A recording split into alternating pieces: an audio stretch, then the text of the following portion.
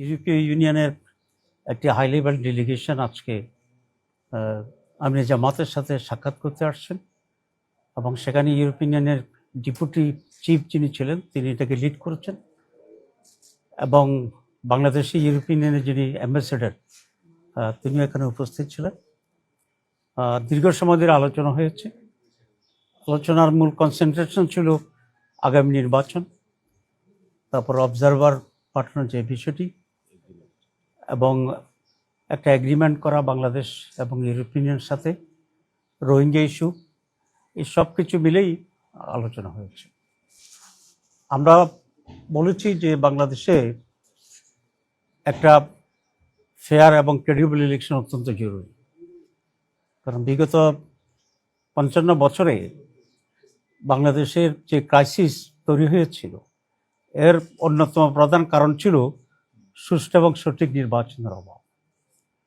এবং আমরা এটা দৃঢ়ভাবে বিশ্বাস করি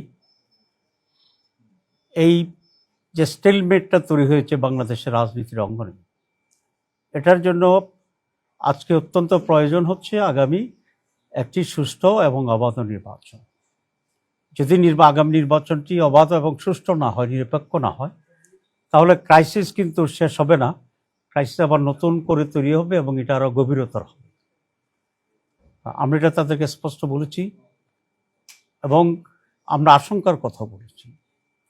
গত 1-2 সপ্তাহ ধরে বাংলাদেশে সরকার এবং আমাদের ল এনফোর্সিং অথরিটি যারা আছে, ইনক্লুডিং সেনাবাহিনী, যেভাবে একটি বিশেষ দলের প্রতি ঝুঁকে পড়েছে এবং প্রশাসন যেভাবে একটা দলের আনুগত্য দেখাচ্ছে, এতেই আশঙ্কা তৈরি হয়েছে যে আগামী নির্বাচনটি কি আবার পাতানো নির্বাচন হবে কিনা, অতীতের নির্বাচনগুলোর মতো। আমরা মনে করি এর ধরনের পাতানো নির্বাচন বাংলাদেশকে ধ্বংসের দিকে নিয়ে যাবে।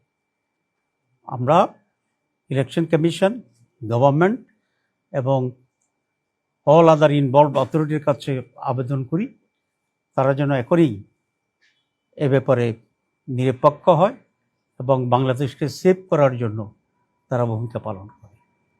ইউরোপিয়ান বলেছে তারা হাইয়েস্ট নাম্বার অফ অবজারভার এখানে পাঠাবে এবং বলা যায় এই নির্বাচনেই তারা বিদেশি পর্যবেক্ষক পাঠানোর জন্যে তারা এগ্রি করেছে এবং বাংলাদেশে করেছে, কারণ এর আগের নির্বাচনগুলো আসলে পার্টিসিপেটরি ছিল না।